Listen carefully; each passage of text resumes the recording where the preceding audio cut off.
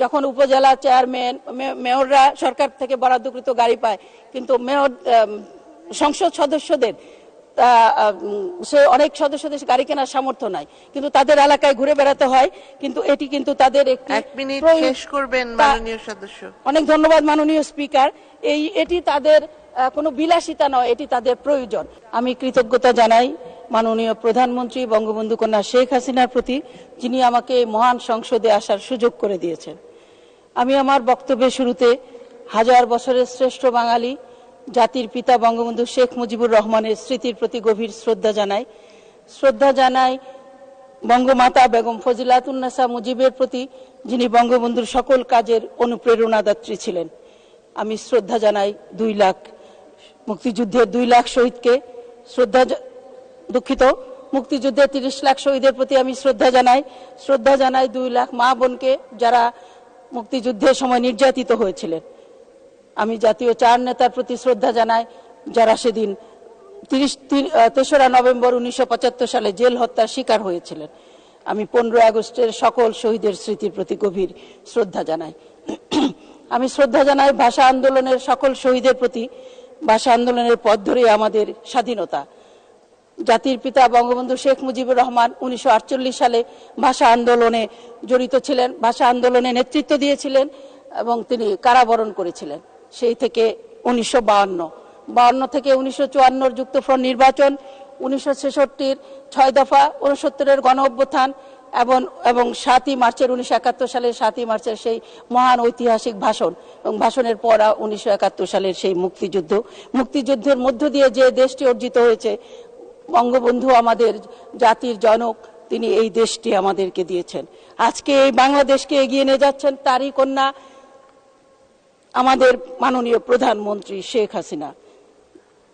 যখন বঙ্গবন্ধু এই দেশটিকে বিশ্ব পরিমণ্ডলে উন্নত সমৃদ্ধ করার জন্য কাজ করছিলেন, তখনই তাকে হত্যা করা হয় দেশি বিদেশি ষড়যন্ত্র। কিন্তু আজকে বঙ্গবন্ধুর যে স্বপ্ন তিনি দেখেছিলেন এই সোনার বাংলা প্রতিষ্ঠার, সেই প্রতিষ্ঠা কাজে এগিয়ে নিয়ে যাচ্ছেন বাংলাদেশকে মাননীয় প্রধানমন্ত্রী। মালয়েশিয়ার মাহাথির মোহাম্মদ, সিঙ্গাপুরের লি কি উইনের মতো আমাদের প্রধানমন্ত্রী শেখ হাসিনা বাংলাদেশকে উন্নত ও সমৃদ্ধ করে যাচ্ছেন।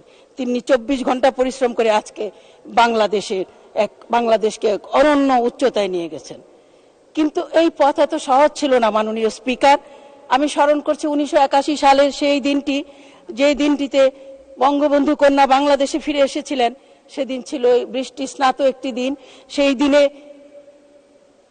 সেই বিমানবন্দর থেকে 32 নম্বর পর্যন্ত লাখ লাখ মানুষের যে আহাজারি, সেই লাখ মানুষ জড়ো হয়েছিলেন বঙ্গবন্ধু কন্যাকে এক নজর দেখার জন্য, এবং মুহুর্মুহু স্লোগান উঠেছিল, শেখ হাসিনা তুমি এগিয়ে চলো, আমরা আছি তোমার সাথে। সেই বঙ্গবন্ধু কন্যা যখন ফিরে এসেছিলেন, তখন তিনি ছিলেন নিঃস্ব, তিনি অসহায়। তিনি যখন তার পৈতৃক বাড়িতে প্রবেশ করতে চেয়েছিলেন, তখন কিন্তু সেই সময়ের শাসক জেনারেল জিয়া তাকে সেখানে ঢুকতে দেননি। বঙ্গবন্ধু কন্যা বাড়ির বাইরে বসে হাজারি করেছেন, কেঁদেছেন এবং মিলাদ পড়িয়েছেন। কিন্তু আজকের বঙ্গবন্ধু কন্যা কিন্তু শুধু বাংলাদেশের রাষ্ট্রনায়ক নয়, তিনি সারা বিশ্বের নেতা। তিনি একেবারে শূন্য থেকে, নিঃস্ব থেকে আজকে একজন উদাহরণস্বরূপ সারা বিশ্ব নেতা। তার প্রশংসায় পঞ্চমুখ। বাংলাদেশকে তলাবিহীন ঝুড়ি থেকে এক সমৃদ্ধিশালী বাংলাদেশে তিনি এনেছেন। বঙ্গবন্ধুর অসমাপ্ত কাজকে বাস্তবায়নের লক্ষ্য নিয়ে তিনি এসেছিলেন এই দেশে। তিনি বলেছেন, আমার সবকিছু হারিয়েছি, কিন্তু আমি বাংলাদেশের মানুষের মুখে হাসি ফোটাতে চাই। তিনি রূপসা থেকে পাথারিয়া এবং টেকনাফ থেকে তেতুলিয়া চষে বেরিয়েছেন। বাংলাদেশের মানুষের ভোট ও ভাতের অধিকার প্রতিষ্ঠা করেছেন। তিনি যখন এইভাবে মানুষের জন্য কাজ করেছেন, কিন্তু তারপরেও তাকে হত্যার ষড়যন্ত্র কিন্তু থেমে থাকেনি। আপনারা জানেন যে 2004 সালে 21শে আগস্ট যে গ্রেনেড হামলা হয়েছিল, সেই বঙ্গবন্ধু কন্যাকে হত্যার চেষ্টা করা হয়েছিল। এছাড়াও 21 বারেরও বেশি তাকে হত্যার চেষ্টা করা হয়েছিল, কিন্তু তিনি আল্লাহর রহমতে তিনি বেঁচে গেছেন। হয়তো তিনি বাংলাদেশের মানুষের জন্য কাজ করবেন, এদেশের মানুষের মুখে হাসি ফোটানোর জন্য তিনি বেঁচে আছেন আল্লাহর রহমতে। আজকে শেখ হাসিনার নেতৃত্বে বদলে গেছে বাংলাদেশ। পদ্মা সেতু, মেট্রো রেল এবং এই সব অনেক উন্নয়নের কথা বলা যায়। কিন্তু সেই ওই উন্নয়নের কথা এই অল্প সময়ে মাননীয় স্পিকার আপনি যে আমাকে সময় নির্ধারণ করে দিয়েছেন তা বলা সম্ভব নয়। তো অতএব আমি বলবো যে এত উন্নয়নের পরেও মাননীয় প্রধানমন্ত্রী যেভাবে কাজ করেছেন কারো কারো ঘুম হারাম হয়ে গেছে, কেউ কেউ ভালো কিছু দেখতে পারেন না। আমি বলবো যে তিনি যখন গৃহহীনদের ভূমিহীনদের গৃহ দিচ্ছেন এবং যিনি করোনা সংকট দারিদ্র্য নির্মূল নানামুখী পদক্ষেপে সারা বিশ্ববাসীর দৃষ্টি আকর্ষণ করেছেন, সেখানে আজকে ষড়যন্ত্র কিন্তু থেমে নেই। মাননীয় স্পিকার, আমি আজকে মাননীয় স্পিকার আপনার মাধ্যমে দেশের উন্নয়ন সমৃদ্ধিতে এই যে আজকে যে বাজেট পেশ করা হয়েছে সেই বাজেট নিয়ে কিছু কথা বলতে চাই। এই বাজেট উন্নয়ন সমৃদ্ধিতে বাজেটের ভূমিকা খুবই মুখ্য।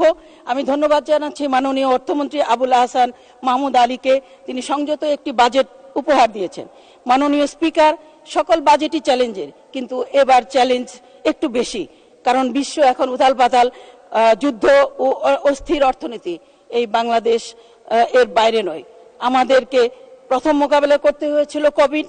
উন্নত বিশ্ব আমেরিকা ইউরোপ যখন কোভিড সামলাতে ব্যস্ত হিমশিম খেয়েছিল, কিন্তু আমাদের নেত্রী শেখ হাসিনা সবকিছু সামাল দিয়েছেন তার নিজস্ব অর্থনীতি ও রাজনৈতিক দর্শন থেকে। তিনি কোভিডের অর্থনীতি সামলিয়েছেন, এখন সমৃদ্ধি ধরে তিনি যুদ্ধের অর্থনীতি সামলাতে যাচ্ছেন। মাননীয় স্পিকার, আপনার মধ্যে মাননীয় অর্থমন্ত্রীকে আমি আবারও ধন্যবাদ জানাই। অত্যন্ত গণমুখী একটি বাজেট তিনি প্রণয়ন করেছেন। অর্থনীতি সামাল দিতে প্রণীত বাজেটে কোনো উচ্চবিলাস নেই। বাজেটের সবচেয়ে বড় ইতিবাচক দিক এটি।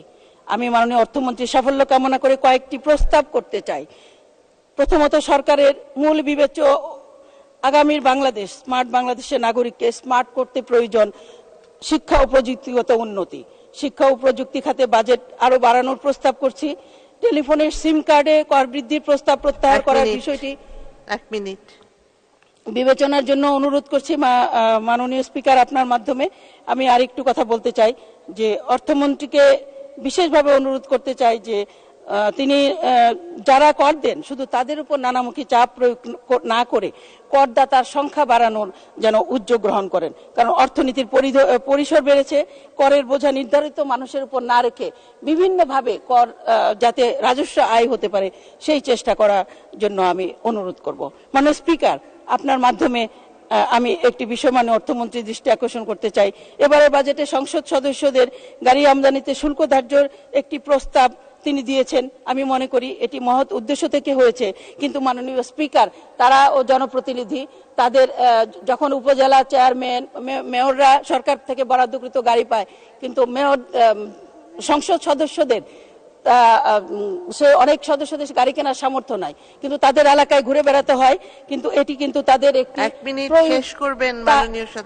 অনেক ধন্যবাদ মাননীয় স্পিকার। এটি তাদের কোনো বিলাসিতা নয়, এটি তাদের প্রয়োজন। অতএব যদি সরকার থেকে একটি গাড়ি বরাদ্দ করা হয় তাহলে তাদের গাড়ি আমদানির কোনো প্রয়োজন পড়ে না। আমি আপনাকে অনেক ধন্যবাদ জানাই মাননীয় স্পিকার আমাকে একটু সময় দেওয়ার জন্য। আমি কয়েকটি প্রস্তাবনা রাখতে চাই বাজেট বাড়ানোর বিষয়ে।